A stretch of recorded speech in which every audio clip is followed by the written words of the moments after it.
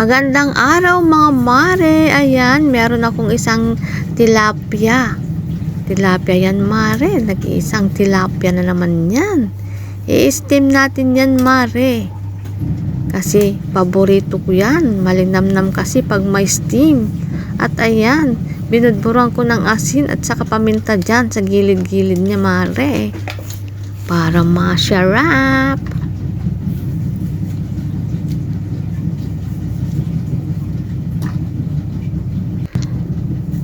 At ito naman ang mga rekado natin mga mare.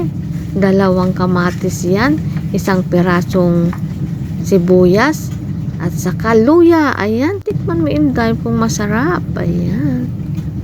Isiksik natin dyan sa may tiyan para mabusog ang ating tilapia mare. At saka dyan sa may tainga. Isiksik natin ang mga lamas, ang mga rekado para lalong sumarap. Ayan mare. Gawin natin, i-steam natin yan. At ayan, repolyo ang ating pangbalot kasi yan ang meron akong dahon. Wala tayong dahon ng saging, wala tayong foil. Pwede naman yan, basta dahon. Pwede mare, ibalot mo dyan para ma-steam. At iyan na mare ang ating repolyo. Repolyo yan mare. Tanggalin natin yung matigas-tigas din at pwede rin kainin yan mare kung gusto mo. Isapin ko dyan sa baba ng lutuan natin mare para hindi masunog. Ayan. Ganyan mare ang gawin mo. I-try mo ito. Masarap ito mare. Lagyan natin ng kamatis. Ayan. Sa baba at ilagay na natin ang tilaping-ping na walang kamatayan, sabi na Idol. Ayan, napapanood nyo ba yung si Idol Romeo Katatakutan, ano? Katakutan.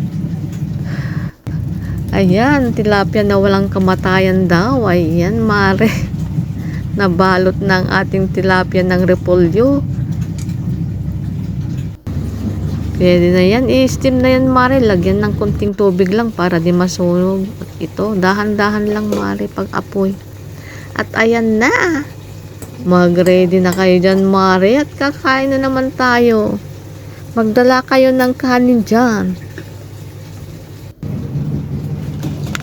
kasi maluluto na ang ating steam tilapia. Ayan na mare. Pwede na, hukay-hukayin mo na inday. Tingnan mo kung naluto na. Ay, ayun. Nangangamoy na ang ating tilapia. Masarap. Thank you for watching. Happy cooking mga mare. Please follow me for more. Simpleng luto pero masarap. Ayan. Halina at kakain na tayo mga mare at pare.